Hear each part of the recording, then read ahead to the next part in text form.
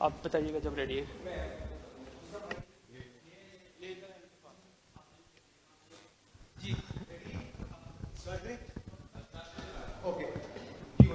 जी जी शेख साहब। जी हारिस, अच्छी जीत थी, लेकिन जब आपकी बॉल विकेटों को लग जाए और बेल ना गिरे तो क्या फीलिंग्स होती हैं? बंदे को ग्रेविटी पे गुस्सा आ रहा होता है, किस्मत पे क्या फीलिंग्स थी वो जरा बताइएगा।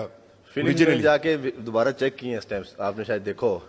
मैंने कहा यार ये चिपकाई तो नहीं है, बट नहीं चिपकाई हुई थी। तो वो फिर आपको किस्मत लग रही है? अनफॉर्चुनेटली यार हो जाता है, कई दफा हुआ है क्रिकेट के अंदर। आप पास में भी देखें, कई दफा विकेट स्टंप्स ऊपर से नहीं गिरती, और शायद नसीब में नहीं थी विकेट। अगर नसीब में होती तो वो दोनों स्टंप्स गिर जाती, एक भी नहीं गिरी। तो अगली दफा कुछ इस तरह का होगा? अगली दफा मैं बहुत तेज कराऊंगा ताकि टूट ही जाए।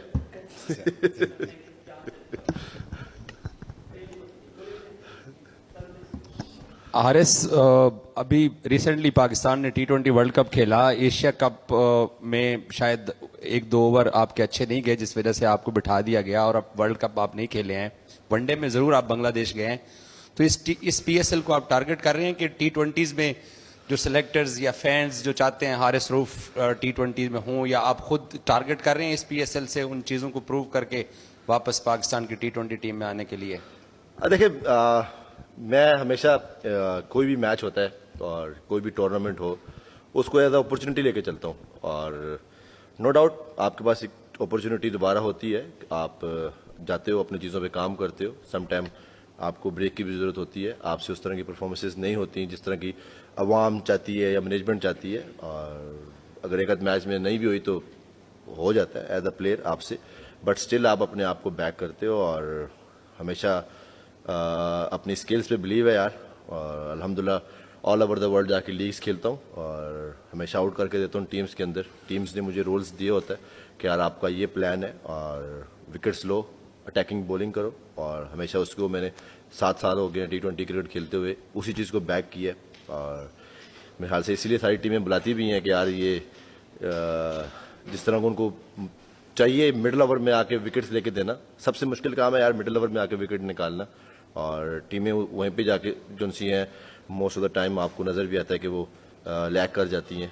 और मेरा जितना भी कैरियर गुजर चुका है, मैं हमेशा मिडिल ओवर में और डेथ ओवर में बॉलिंग करता हूँ। मेरे हाथ से T20 की सबसे मुश्किल फेज़ यही है और मोस्टली बॉलर इसी फेज़ से भागते भी हैं। बट मैं कभी बहुत ज़्यादा मार भी खाई है, कम आउट किए हैं, बट अच्छे वक्त में अच्छी विकेटें भी लेके दी हैं टीम को। तो कोशिश यही रहती है कि PSL को लेके एक अपॉर्चुनिटी है और इसको दोबारा इंशाल्लाह एक अच्छे तरीके से इस टूर्नामेंट में परफॉर्मेंस दूं अपनी टीम के लिए। और टीम में नाम आए या ना आए वो मैनेजमेंट को बेहतर पता है, वो किस प्लान के साथ या किस कम्बिनेशन के साथ जाना चाहते हैं, वो उनकी मर्जी है। जी ऐसे हारिस, सबसे पहले कॉन्ग्रेचुलेशंस, विनिंग नोट पे आपने टाइटल डिफेंस का स्टार्ट लिया है। आज एक बड़ी इंटरेस्टिंग डेवलपमेंट हुई इन द फर्स्ट इनिंग्स।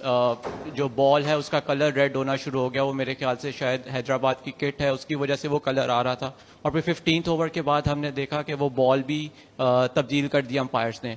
तो वो कोई ऐसी रिक्वेस्ट थी, फर्स्ट ऑफ ऑल आपने कोई ऐसा कभी पहले देखा है कि बॉल का कलर किट्स की वजह से चेंज हो रहा हो? और दूसरा, लाहौर कलंदर्स की मैनेजमेंट ने कोई रिक्वेस्ट की थी फॉर द बॉल चेंज? अगर आप इसके बारे में बता सकें। मुझे इस चीज़ का आइडिया नहीं है कि बॉल किसने चेंज कराया, बट आप अगर बात कर रहे हो कि बॉल का कलर चेंज हो चुका है, ये नहीं कह सकते किट की वजह से चेंज हुआ है। क्या पता बॉल बाहर बहुत दफा गया है, किसी कुर्सी के साथ टकरा गया हो, उसकी वजह से कलर चेंज हो चुका हो। अब बैट्समैन को अगर बॉल अच्छा नजर आ रहा था तो वो खेलते रहे। बॉल ज़्यादा मेरे हाथ से शायद ख़राब हो गया हो तो फिर चेंज किया हो, तो मैंने इतनी चीज़ नोटिस नहीं की। मेरे हाथ से ये बैट्समैन का काम था, वो ज़्यादा नोटिस कर रहे थे कि उनको बॉल चेक हुआ या नहीं हुआ। मैं क्रीज पे गया नहीं, अगर मैं जाता तो मैं पहले बॉल पे चेंज करा देता। हारिस भाई, आज लाहौर कलंदर्स जो है वो ऑल पेस अटैक के साथ गए हैं, सिकंदर ऑलराउंडर थे, तो ये कोई इस दफ़ा सेम यही पैटर्न चलने वाला है कि लाहौर कलंदर्स जो है वो अपने पेस पे काफ़ी रिलाई करने वाले हैं? क्योंकि लेफ्ट आर्म कैप्टन भी हैं, लेफ्ट आर्म फास्ट बॉलर, उसके साथ अब मुस्तफिजुर रहमान भी हैं, तो उसामा मीर आज बेंच पे थे।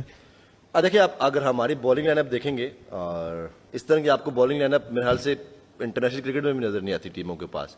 अल्हम्दुलिल्लाह जिस तरह हमारे पास T20 के बेस्ट बॉलर्स, बॉलिंग लाइनअप भी आप कह सकते हैं कि आपको अगर आप देखते हो पेस को साथ देखते हो, चाहे आप स्पिन देखते हो, जो हमारे बेंच प्लेयर भी बैठे हुए हैं और वो भी उतने ही अच्छे हैं। और आपको उनको भी कभी भी किसी टाइम भी मौका मिल सकता है, डिपेंड ऑन द कंडीशन।